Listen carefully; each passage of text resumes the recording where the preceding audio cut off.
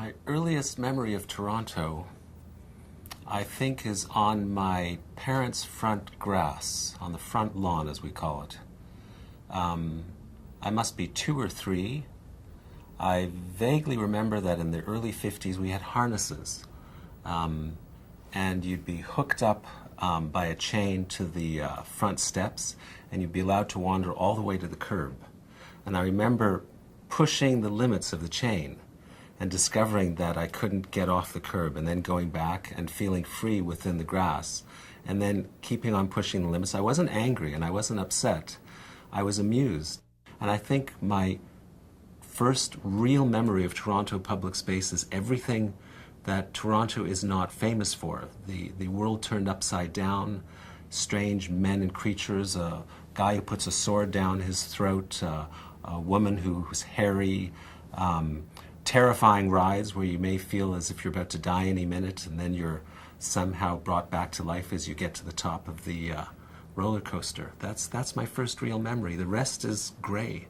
We're talking about Toronto in the 50s. So if I was born in 53, I started having good memories at the age of 3 or 4, pretty good memories at the age of 5.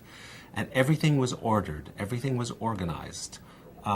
There were very few cars on the streets. Everything was manicured. The lawns were perfect. The tulips in the circle near my primary school were perfectly arranged. I never saw a gardener working on them. You just woke up one morning in the spring and there they all were.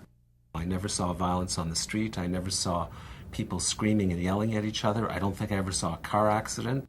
For those who grew up in Toronto, they may remember Elmer the safety elephant. This is a kind of collective discipline where if one person in your school gets hit by a car, then you go down from gold to silver to bronze. And I was very anxious about this because I wanted things to be perfect and I wanted our school to be gold and not silver and bronze. I suppose there's something platonic there.